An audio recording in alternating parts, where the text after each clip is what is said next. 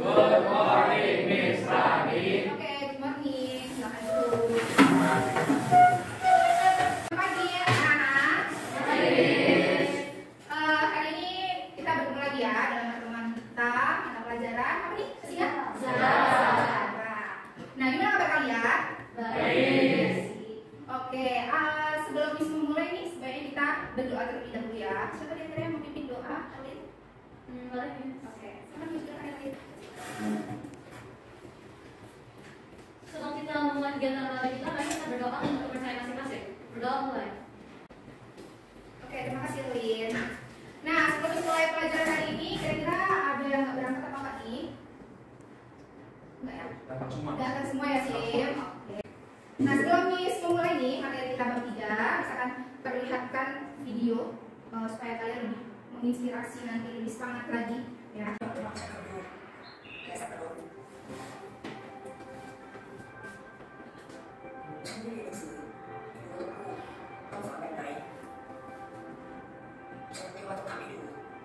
Kira apa yang udah kalian ambil dari video yang tadi sudah Miss perlihatkan? Ada yang tahu? Belajar dari pengalaman, benar, belajar dari pengalaman. Membantu orang tua, benar. Ada banyak nilai yang bisa kita ambil dari video tadi ya. Salah satunya kita harus belajar dari pengalaman. Kira-kira nih kalau dari Tony tadi bilang belajar dari pengalaman ya kan? Berarti ada nggak sih kaitannya sama kita nanti belajar sejarah? Ada nggak? Ada ya kan? Karena sejarah bersifat empiris atau sesuai dengan pengalaman. Apalagi bagi bahan ajar dan nanti sebagai yang namanya lembar kerja untuk diskusi kalian hari ini. Jadi nanti bisa lanjut nih. Kira-kira pernah kalian meneliti tentang suatu objek? Kira-kira karena materi kita adalah penelitian sejarah. Apakah sudah pernah melakukan penelitian sejarah?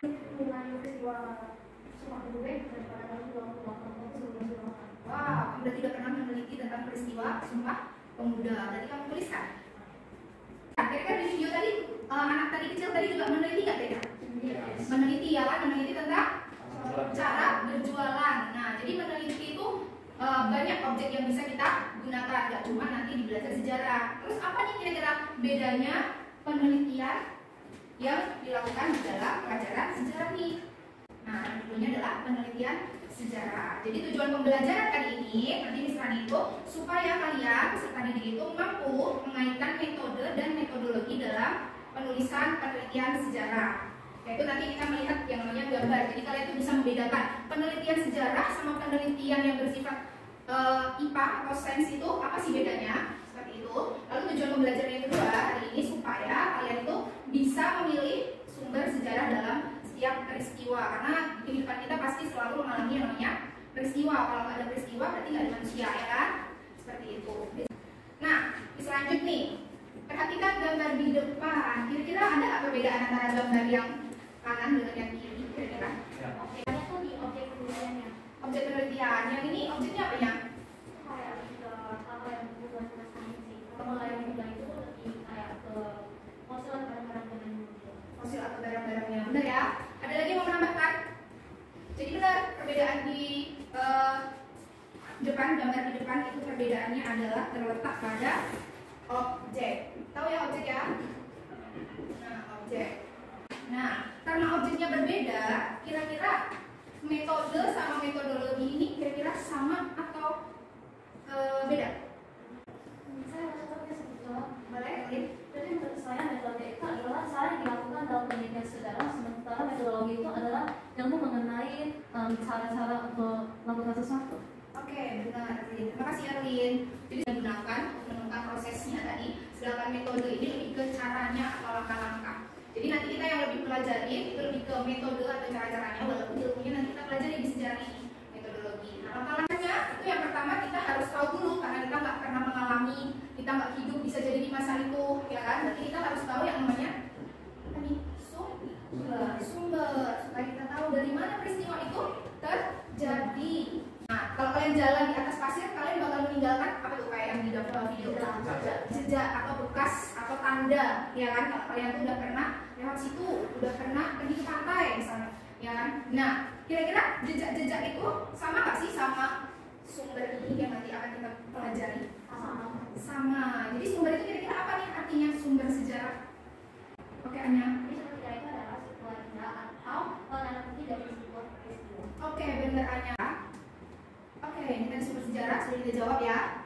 tanda atau jejak dari sebuah peristiwa. Nih. Oke, kita perhatikan video lagi.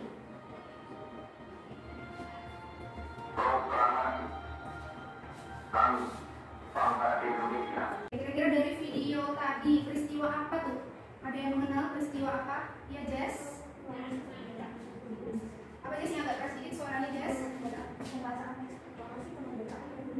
Oke, benar. Pembacaan teks proklamasi kemerdekaan Indonesia. Kita tadi kan ada peristiwa pembacaan teks tadi ya kan?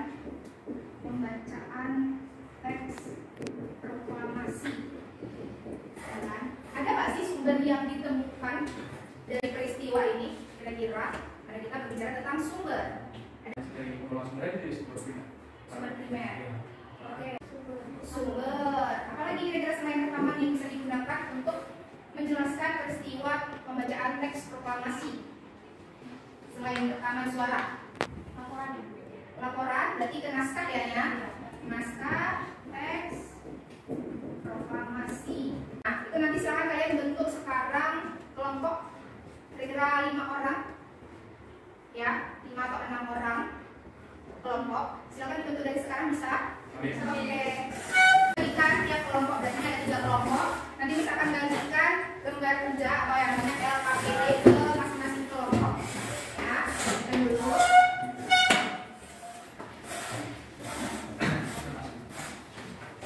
Kali belakang, di situ ada yang namanya peta konsep. Jadi nanti kalian satu kelompok membuat yang namanya peta konsep. Terkait silakan buat satu judul dan satu tema. Temanya ini ya, semuanya sama untuk semua kelompok, temanya sejarah Indonesia. Judulnya aja yang berbeda. Kalian mau meneliti tentang peristiwa apa? Kan di contoh tadi Miss memberikan contoh tentang pembacaan teks proklamasi ini. Sumbernya ada rekaman sama naskah. Nah, kira-kira kalian buat satu judul dengan bentuk peta konsep di dalam lembar jawab yang udah Miss ya. Bisa? Oke. Proklamasi ya. Kalian apa?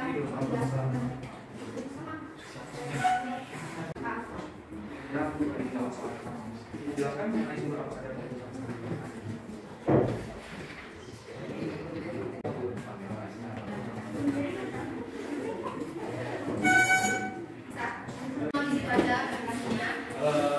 Halo semua perkenalkan, nama saya Simon. Kami dari kelompok 1, ada saya, dan Tony, Anya, Jolin, dan juga Arbor.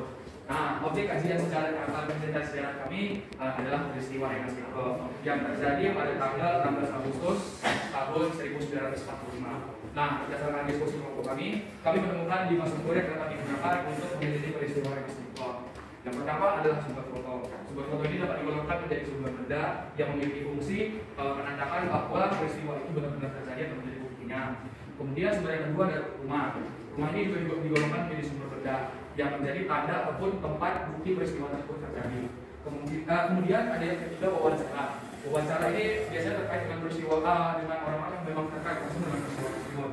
Digolongkan menjadi sumber lisan dan fungsinya itu untuk memberikan kesaksian tentang peristiwa tersebut. Kemudian sumber yang keempat adalah sumber laporan atau sumber tertulis. Fungsinya itu untuk menyajikan bukti-bukti peristiwa secara kronologis. Dan yang terakhir ada dokumenter, yaitu sumber benda. Fungsinya yaitu untuk menunjukkan ataupun merekonstruksi peristiwa-peristiwa sejarah yang terjadi. Ada yang mau ditanyakan untuk kelompok 1? Oke, Rafael. Itu gimana? Oh, Rengas Depok itu gimana kira-kira sih? Jadi peristiwa Rengas Depok itu terjadi di Desa Rengas Depok, Kecamatan Karawang, antara kecamatan atau Kabupaten Karawang, Provinsi Jawa Barat. Yes.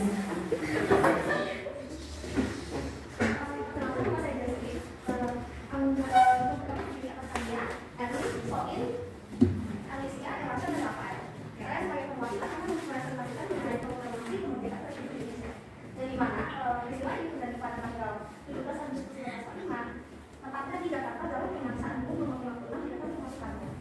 Pelakunya sendiri ada 3, yang pertama ada Soekarno, kemudian ada Muhammad Hatta dan Ahmad Subarjo. Soekarno ini mengatakan mengenai teks proklamasi dan juga membantu Muhammad Hatta dan Ahmad Subarjo dalam menyusun teks proklamasi kemerdekaan RI.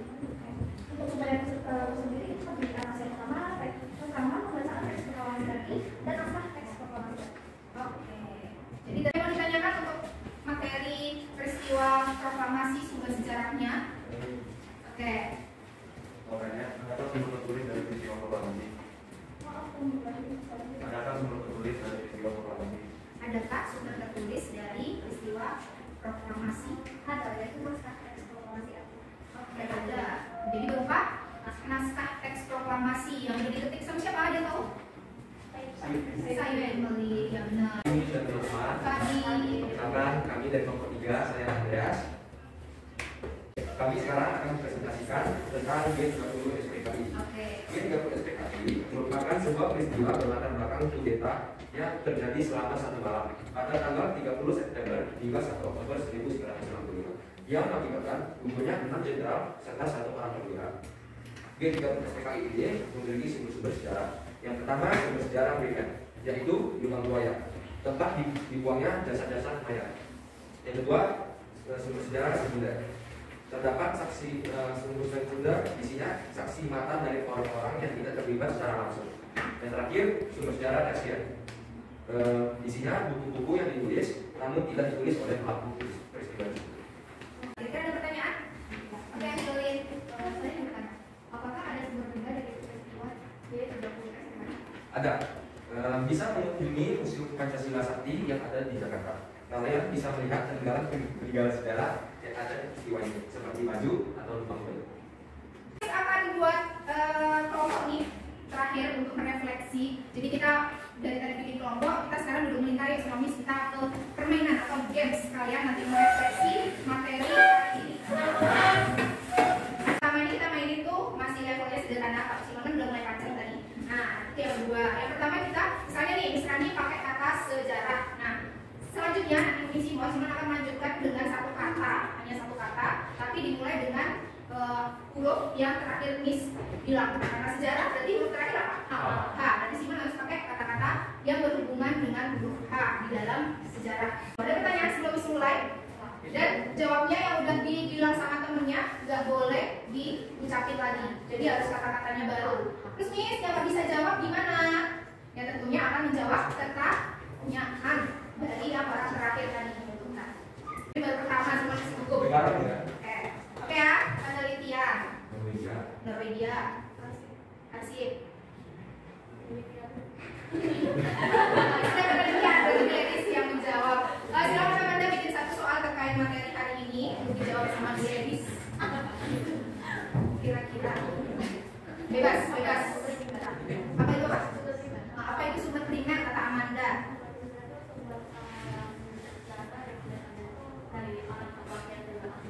Oke, benar atau salah? Jadi sumber primer itu adalah sumber utama atau sumber pertama yang harus kita cari dalam melakukan penelitian sejarah. Biasanya itu berhubungan sama pelakunya langsung, ya. Seperti itu. Oke ya, lanjut. Kesimpulan apa yang udah kamu dapat dari pembelajaran hari ini?